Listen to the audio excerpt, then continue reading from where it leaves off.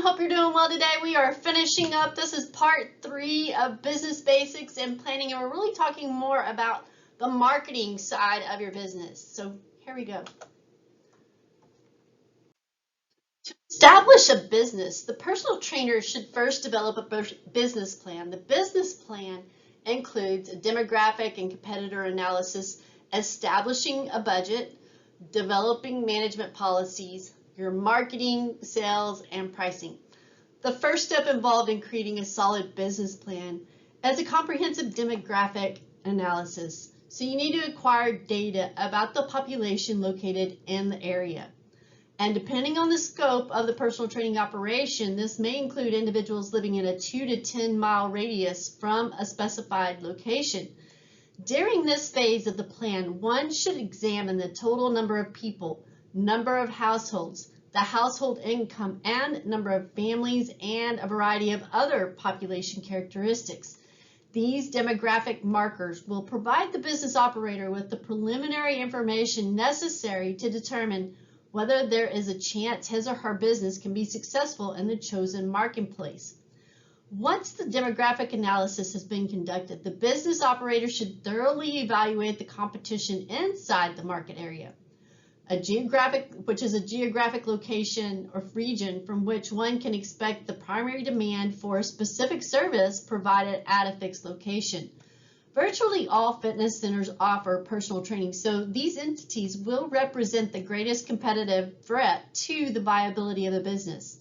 Other potential competitors might include gender-specific facilities, group training studios, and hospital-based wellness programs or medical fitness facilities. The strength or weakness of the competition will help determine the percentage of market share that can be reasonably expected to cultivate within the defined market.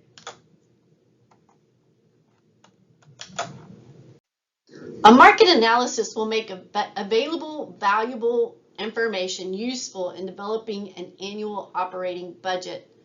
And this is just a sample budget that you see here in table 21.4. It provides the baseline data to build a budget.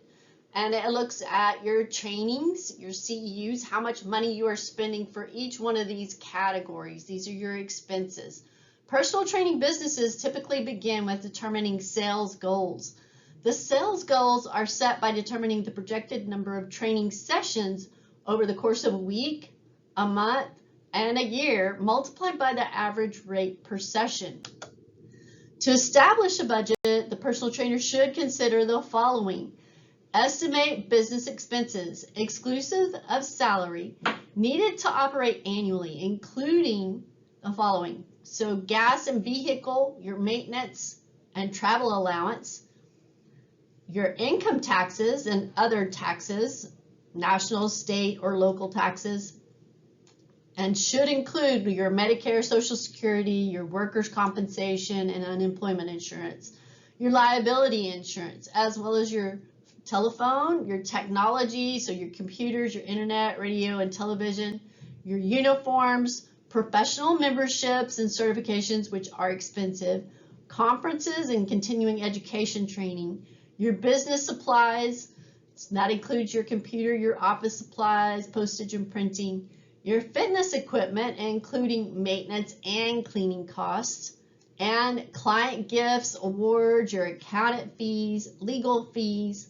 health and medical insurance if you're self-insured, or if you have a medical savings account contribution, and then paid vacation, 6 days, and holidays, as well as overtime and exceptional pay, such as weekends, holidays, nights, etc. And then determine an accurate number of training hours, so annually, that fit into a realistic schedule, factoring in vacation days and personal days, as well as medical checkups and family emergencies and sick days.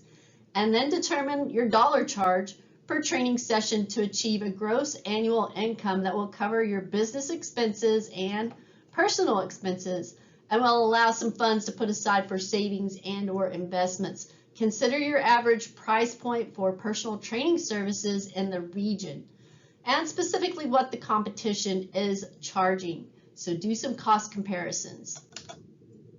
To manage a business effectively, the personal trainer must work from a business plan, which should include the creation of a business vision, mission statement, your business values, a brief description of the business services. Your management and policies really depends upon the choice of your business model and the listing of operational policies, which could include the following. Your billing. Will clients prepay for each session or will you bill them monthly? Your cancellation policy. So how many hours of notice will you need without charging the client? Your late arrival policy. Will you charge for the entire session? And your vacation policy. What will this be for the personal trainer and the client? And then your payment methods. Will the client pay you by cash, check, debit card, credit card, PayPal, or other cash app, whatever it is, or an automatic deduction? And what happens if you get an insufficient funds check or automatic deduction policy? Will there be a penalty? And if so, then what will that be? Personal training market includes different groups of people with varying needs. A market niche represents a client group with similar needs and goals. Personal trainers often choose to focus their marketing efforts on one or several of these groups. For example, a personal trainer could select a niche market based on one or more of the following. The client type, so looking at gender, age, or fitness level. Their training needs, looking at sports-specific training or prenatal fitness, older adult fitness, or group training. The training location, are you going to be training in-home or at a health fitness facility or sport location training? Personal trainers should ask the following questions when selecting their market niches. What is the potential for income with this market? Is this market accessible in my market area? And does this market fit well with my training skills and interests? And can I feature my knowledge, services, certifications, and skills in such a way so that I can reach this market as my clientele? One of the best ways to market personal training services is to ask for referrals from satisfied clients. Personal trainers sometimes are hesitant to do this, but if the personal trainer believes that a client has benefited greatly from the training, then other potential clients may want to also receive those same benefits. Other ways of marketing personal training services include volunteering to speak at community events and organizations and networking with other business professionals in the community. Advertising can sometimes be costly and may not provide a good return on the investment at first. Establishing a website and profiling the training style and qualifications, or being listed as a certified personal trainer on a professional organization's website, are other good approaches for marketing a business and staying competitive in the personal training business. Personal training businesses use a variety of strategies to attract clients. Among the more popular strategies are client referral, as mentioned, focusing on generating prospects and clients. And the process involves existing clients providing names of potential new clients. Clients are often provided with referral cards to hand in the names of prospects, or incentives are typically given to clients for providing referrals. It usually is an ongoing strategy. Lead boxes generally provide a very low rate of return. This strategy primarily serves as a source for leads or names. The boxes are placed in business locations that tend to serve customer bases that are demographically similar to the targeted audiences. Businesses are given awards for allowing the lead boxes to be placed in their locales. Advertising, which is your most expensive and probably your lowest rate of return on your investment, in general is designed to build brand recognition in the marketplace and to enhance the image of the organization, to create leads or occasionally generate prospects. This technique is a shotgun approach to reaching a client as opposed to more targeted methods. So cable television, radio, newspapers, billboards, and external or internal signage are examples of this method. The most effective type of advertising for generating leads or prospects provides a call to action and typically creates urgency by establishing a deadline. It is important to know the marketing target niche before the advertising medium is selected, and now we tend to gear more towards social media. Other possibilities are alliances with homeowner associations or HOAs and realtors. It's a strategy that is a good source for qualified leads and even prospects, especially in a particular area that you're concentrated in. HOAs and realtors can provide names of new people in the area, and it's a strategy that involves providing the HOAs or realtors with a certificate or letter to give to a customer that offers some complimentary service, such as a week of training sessions or pre-activity screening and goals analysis. Direct mail will generally see a return rate for usually 1 to 3% for mailed pieces and 7 to 15% with electronic pathways, so email. This strategy is primarily a technique for creating leads or turning leads into prospects. It's a method that is more focused technique than advertising. So your direct mail list from agencies should be used as in a certain zip code or even specific delivery route can be obtained to best match the desired market area and demographics of the target audience. The piece that's mailed is typically simple with an attention-grabbing call to action and normally incorporates an incentive to create urgency and generate an action response. Community involvement is an ideal service as well as a relationship-driven business such as personal training. It's a strategy that focuses on creating relationships to uncover prospects. It's a technique that involves creating a specific image within the community and becoming a recognized professional. An example of this approach is to become active in community organizations such as the local Chamber of Commerce, the Rotary Club, church groups, or other service civic organizations. Another option is hosting community events in the training facility or sponsoring community events at other locations. You can volunteer as a speaker for community organizations and special events. Offer your services to provide simple screenings while advertising your services. Join small business groups and pair up with others and exchange services. For example, you can provide personal training to another small business owner in exchange for their marketing services. Reputation management is a strategy that's used to enhance the public image of the organization. Over time, this approach can be a great source for prospects. The technique involves developing a press kit on the personal trainer or the business as a whole, so given a background or fact sheet. This strategy requires establishing positive relationships with the local media. And the approach requires regular issuing of press releases of human interest involving the club and following up with media. Your promotional materials. This strategy is normally used to help convert leads to prospects or prospects to members. The materials are designed to create a positive image of the business and to help educate consumers on personal training in general, the business and its personal trainers. Your websites, print brochures, video brochures are example for this technique. These materials are normally given to leads and more often to prospects. And now people are turning more towards YouTube channels or even LinkedIn profiles, things along that line. Your strategic alliances are designed to create partnerships between businesses and organizations with similar target audiences. I actually had an email today. It was talking about South Texas Bone and Joint organization joining up with and so they are more of orthopedic surgeons and have physical therapy. Now they're looking at developing a sport performance package with it. It would be a separate organization, but still conjoined. So it's a good technique for bringing in leads and prospects. And the approach involves cross-marketing between the businesses. A personal trainer might partner with a home fitness equipment retailer, offering equipment purchasers a complimentary orientation to the purchased equipment, with the objective of converting them into personal training clients. The retailer has a value-added service. Personal trainer might be an enticement for the customer to purchase the equipment.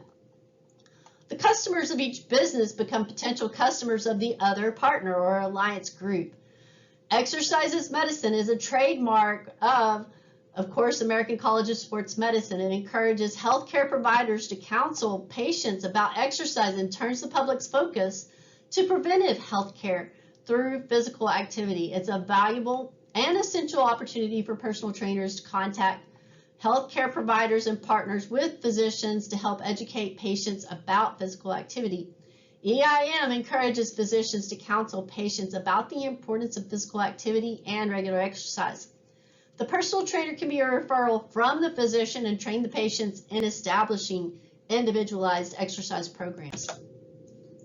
Too often, personal trainers focus their sales efforts on creating signs, flyers, brochures, hoping clients will flock to them for training. The mistake often made is that such efforts are low percentage marketing activities that offer a low return on the investment of time, money, and effort. The personal trainer depends on the client to respond to the marketing piece. The key to sales success is for the personal trainer to use all available resources proactively, cultivate warm market suspects to convert them into prospects, and finally ask the prospect for the sale. The key to sales success is for the personal trainer. So before going into the sales process, sale must first be defined. A sale is simply an agreement, a quid pro quo between the personal trainer, the client, and at times the facility where the training sessions will take place. A sale is not an imposition on the client. All too often, a personal trainer is apologetic when asking for the sale. In actuality, in every sale is a win-win situation because all participants position themselves to get what they want. Clients are securing the direction, expertise, or motivation they desire, and the personal trainer is contracting his or her professional services. The ingredient needed to fulfill the sale is commitment. The client must commit to what was agreed to at the point of sale. So showing up prepared for the training session at the scheduled time, and the personal trainer must commit to deliver on the promise to the client, delivering a safe and individualized goal-oriented workout. In the fitness center environment, the personal trainer's primary source of business is the membership base. This captive audience is the personal trainer's main resource for prospects. It is important for the personal trainer to be established as an expert and to build rapport with the members. Typically, a startup has a list between 100 and 500 names of people already known to the personal trainer. These are normally friends, family, and coworkers. Before approaching members on the exercise floor, personal trainers should have a clear understanding of their objective and what value they bring to the potential client. It's important to be empathetic and see things through the eyes of the member. Why should the member consider personal training? What is in it for them? The personal trainer should know what the benefits of personal training are to the client, which is what you see here. They're going to achieve their results more quickly and reduce the risk of injury, of possible injury to the client, as well as helping to increase their motivation, providing focused workouts, and they're able to utilize that time more efficiently and educate them on the physical and psychological benefits of regular exercise. So step one is making contact. Get a foot in the door. A personal trainer needs to be proactive in approaching a facility member or client exercising on the gym floor. They should greet the member with a smile and offer his or her expertise on the basis of his or her observations of the member. So some sampling openings may include, "Hi, can I help you with your exercise program? Hi, my name is Misty. Would you mind if I show you a more effective way to do this exercise?" And step number two is building rapport. Trust me, yes, personal trainers must build rapport and trust so that prospects believe in them and their ability in helping the clients achieve established goals. A personal trainer builds trust by taking a personal interest in the prospect, making mental notes of the prospect's likes, dislikes, or personal information that the prospect may share with the personal trainer. Here are a few others. "Hey John, it's good to see you're back on track after the holidays.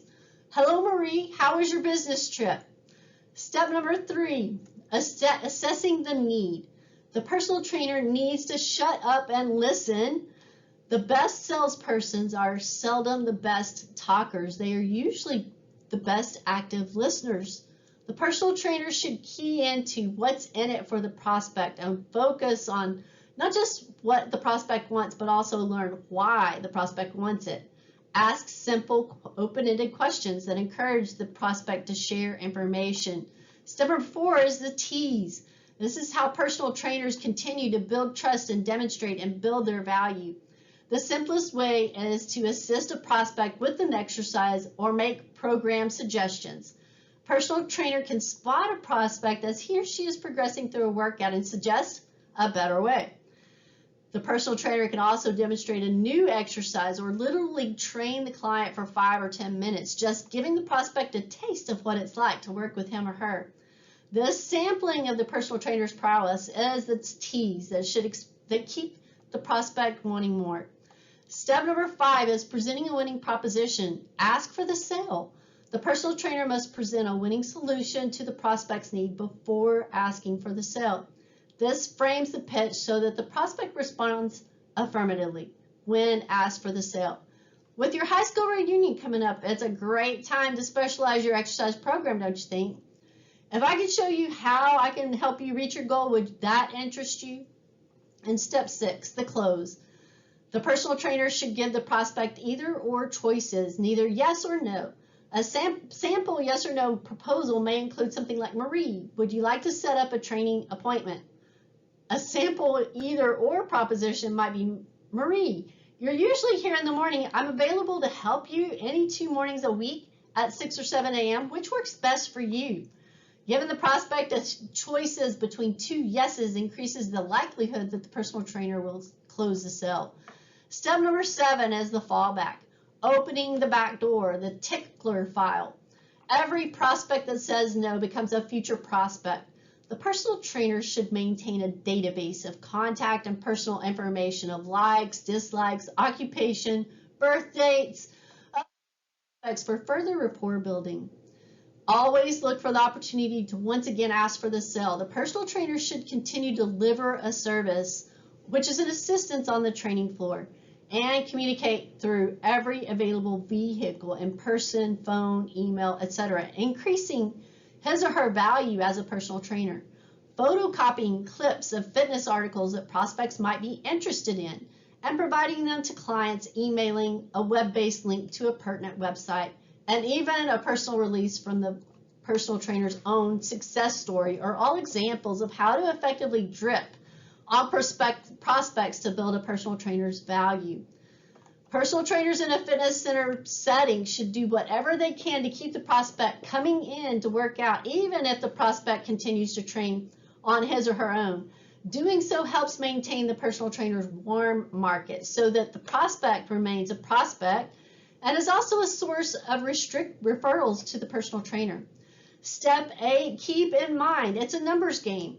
An insurance company study conducted several years back showed that even the worst approach to selling can be successful if the salesperson simply goes through the numbers and keeps asking. With this in mind, understand that a prospect is always a potential customer, so practice cautious. Effective sales generation is simply a step-by-step process outlined here in box 21.4, which could be used for a facility-based personal trainer. You want to be proactive, be positive, and upbeat. Remember to smile, no matter how bad a day you're having. Your top priority is to build rapport, develop a relationship of mutual trust and confidence. Sell the benefits of personal training, but key into how they will feel when achieving those benefits. Be empathetic. See their world as if it were your own, and be genuine. You should exude sincerity, be warm, and treat prospects with respect. Be a good communicator and listener. It's a win-win for both parties. And clients can take control of their goals by using an expert's assistance. Your personal trainers practice their profession, increasing their earning potential and add valuable experience, which will enhance their value to the employer, the facility, and the fitness industry in general. The facility enhances the service delivered to clients by providing one-on-one management. You must ask for the sale. It is a numbers game. So the more prospects you ask, the more likely you'll have satisfied customers. Once the framework for the personal training business is complete, the specific pricing and budgets can be established. Typical direct expenses include your salaries, payroll taxes, and benefits. Your operational expenses include your marketing expenses, program materials, and facility use charges. Pricing is established through consideration of a number of factors. It is essential to consider the general business objectives, your profit, overall client retention, your projected number of clients, and average number of sessions per client per unit of time before establishing your pricing. To conduct programs within established budgetary guidelines, revenues and expenses should be reviewed regularly. Ultimately, what a personal trainer charges for training services depends on market forces. Completing a market analysis will help determine perceived value in the marketplace and thus price point. Some key elements of a market analysis. So you should include in your market analysis a demographic study. So how many potential clients are there in the geographic area? Your competitive analysis, what other personal trainers are charging for their services. And then your consumer survey, what is the prospective client's perceived value? And your demand projections, how large is the market? Other considerations are based on your budgetary projections. What is the required revenue per unit sale?